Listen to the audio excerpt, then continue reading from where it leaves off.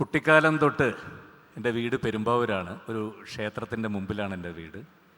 അപ്പോൾ രാവിലെയും വൈകിട്ടും ഉത്സവകാലങ്ങൾ വരുമ്പോഴും മുമ്പിൽ ആനയ്ക്ക് മുമ്പിൽ നിന്ന് കൊട്ടുന്ന ഈ അസുരവാദ്യം ഇത് കുറച്ചായിട്ടൊരു മത്ത് പിടിപ്പിക്കുന്ന പോലെ എൻ്റെ തലയിൽ കയറി തുടങ്ങി. ഗുരുനാഥൻ പറഞ്ഞ പോലെ തക്കെട്ടയും തരികിടയും വലന്തക്കെട്ടയും ഒന്നൊന്നും പറയാൻ എനിക്ക് അന്ന് അറിഞ്ഞുകൂടാ.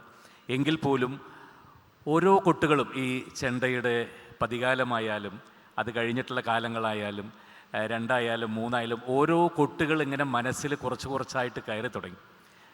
അപ്പോൾ പണ്ട് തൊട്ടേ എനിക്കിത് എന്തെങ്കിലും ഒരു കാര്യം കണ്ടു കഴിഞ്ഞാൽ അത് ഒന്ന് ഗ്രാസ്പ് ചെയ്യുന്ന പോലത്തെ അതിനോട് ഇഷ്ടം തോന്നിയാൽ അങ്ങനെയാണ് മിമിക്രി എന്ന് പറഞ്ഞ കല ഞാൻ തുടങ്ങിയത്. എൻ്റെ വീട്ടിലുള്ള അല്ലെങ്കിൽ ആരെങ്കിലും കാണുന്നവരിൽ ഒരു എന്തെങ്കിലും പെക്യൂലിയറിറ്റി ഉണ്ടെങ്കിൽ അവർ നടക്കുന്ന പോലെ അവർ സംസാരിക്കുന്ന പോലെ അല്ലെങ്കിൽ അത് പെട്ടെന്നൊന്ന് ക്യാപ്ചർ ചെയ്തെടുക്കുക.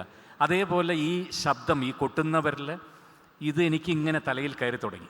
എൻ്റെ ആദ്യത്തെ ഗുരുനാഥൻ എന്നൊക്കെ പറയുന്നത് എൻ്റെ വീട്ടിലെ ഡെസ്കും ബെഞ്ചും ഒക്കെ തന്നെയാണ്. ഞാൻ കൈകൊണ്ട് താളം പിടിച്ച് എന്നെ ഏറ്റവും കൂടുതൽ പ്രാവശ്യം സ്കൂളിൽ നിന്നും പുറത്താക്കിയിട്ടുള്ളത് ഈ ഡെസ്കിൽ കൊട്ടി താളം പിടിച്ചുകൊണ്ടിരിക്കുന്നതുകൊണ്ടാണ്. അങ്ങനെ കുട്ടിക്കാലം തൊട്ട് ഇതിനോടുള്ള ഭ്രമം തുടങ്ങി. ചെറിയതായിട്ടുള്ള രീതിയിൽ എൻ്റെ നാട്ടിലുള്ള ചെണ്ട പഠിപ്പിക്കുന്ന കുറച്ച് പേരുടെ അടുത്ത് പോയി കുറച്ച് അങ്ങനെ ഒന്നും മുഴുമിപ്പിക്കാതെയുള്ള കുറച്ച് കാര്യങ്ങൾ എൻ്റെ കുട്ടിക്കാലം തൊട്ട് പഠിച്ചിട്ടുണ്ട്. എങ്കിലും പിൽക്കാലത്ത് ഒരു പഞ്ചാരിയുടെ തുടക്കം അല്ലെങ്കിൽ ഇപ്പോൾ കൊട്ടിയ ഗണപതി കൈ തൊട്ട് എനിക്ക് തുടങ്ങി വെച്ച് തന്ന കുറച്ച് ഗുരുക്കന്മാരുണ്ട്. തുടക്കം ഇവിടെ നിന്ന് തന്നെയായിരുന്നു. മാർഗി, തിരുവനന്തപുരത്തുള്ള മാർഗിയിലുള്ള ശ്രീ കൃഷ്ണദാസ്, അദ്ദേഹമാണ് ഒരു ഗണപതി കൈ വെച്ച് എനിക്ക് തുടങ്ങിത്തന്നത് വീണ്ടും കുറച്ച് കാലങ്ങൾക്ക് ശേഷം. അതിനുശേഷം പല്ലശന നന്ദകുമാർ എന്ന് പറയുന്ന വ്യക്തി, അദ്ദേഹം എൻ്റെ രണ്ടാമത്തെ ഗുരുനാഥനായിരുന്നു. ചെണ്ടയിലെ പഞ്ചാരിയിലെ 3, 4, 5 കാലങ്ങൾ കൊട്ടി അരങ്ങേറ്റത്തിന് വരെ എന്നെ സഹായിച്ചത് ആ ഗുരുനാഥനായിരുന്നു.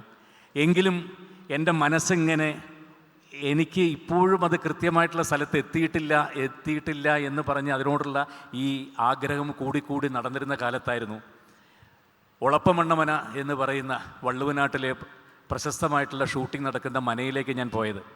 അപ്പോഴാണ് പെട്ടെന്ന് പറയുന്നത്, ദാ കാണുന്ന തൊട്ടപ്പുറത്താണ് സാക്ഷാൽ മട്ടന്നൂർ ശങ്കരമാരാരുടെ വീട് അതാണ് എന്ന് പറഞ്ഞപ്പോൾ എൻ്റെ ജീവിതത്തിൽ അത്രയും ഒരു സന്തോഷിച്ച ദിവസം ഉണ്ടായിട്ടില്ല.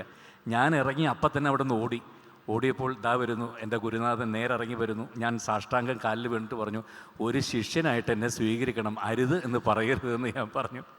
അങ്ങനെ അവിടെ വെച്ച് തുടങ്ങിയ ഗുരു ശിഷ്യ ബന്ധമാണ്.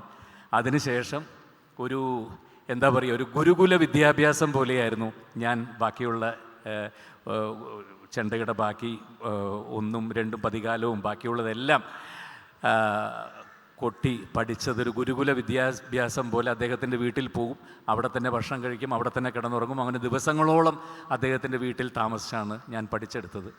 അപ്പോൾ അദ്ദേഹം ഹരി ചോദിക്കുകയുണ്ടായി, എങ്ങനെയാണിത് ഇത്ര ഈസിയായിട്ട് പഠിപ്പിക്കാൻ, വളരെ ഈസിയായിട്ടെന്ന് പറഞ്ഞ പോലെ. ഇപ്പോൾ പതികാലത്തിൻ്റെ തുടക്കം നമുക്ക് പഞ്ചാരിയിൽ, അപ്പോൾ അദ്ദേഹം പറഞ്ഞു, ഇല്ല കൊട്ടാൻ വരട്ടെ, കൊട്ടി പഠിക്കാൻ വരട്ടെ, ഇതിനെക്കുറിച്ച് വല്ല ഗ്രാഹ്യമുണ്ടോയെന്ന് ചോദിച്ചു. ഞാൻ പറഞ്ഞു ഏകദേശം ഉണ്ട്, എന്നാലും നാമം ജപിക്കാറുണ്ടോയെന്ന് ചോദിച്ചു. ഞാൻ പറഞ്ഞു ഉവ്വ്, വല്ലപ്പോഴും ഒന്ന് നാമം ജപിച്ചോളൂ. ഹര ഹര ശിവനമ, ഹര ഹര ശിവനമ, ഹര ഹര ശിവനമ, ശംഭോ ശിവനമ. അങ്ങനെ നാമം ജപിച്ചിട്ടുണ്ടോ എന്ന് ചോദിച്ചു. ഉവ്വ്, അത് തന്നെയാണ് തുടക്കം, കൊട്ടിക്കോളാൻ പറഞ്ഞു. ജയറാമേട്ട അതൊന്ന് കാണിക്കും.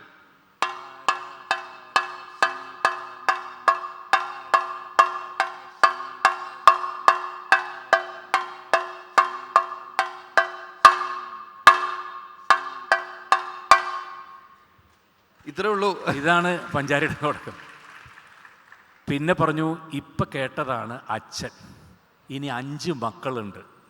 ഹരഹര ശിവനമ, ശംഭോ ശിവനമ, അതൊരു 5 പേര്, അതൊരു 5 തലം. ഇത് കഴിഞ്ഞാൽ അമ്മയുണ്ട്, ഹര ഹര ഹര ഹര ശംഭോ ശിവനമ, അതമ്മ.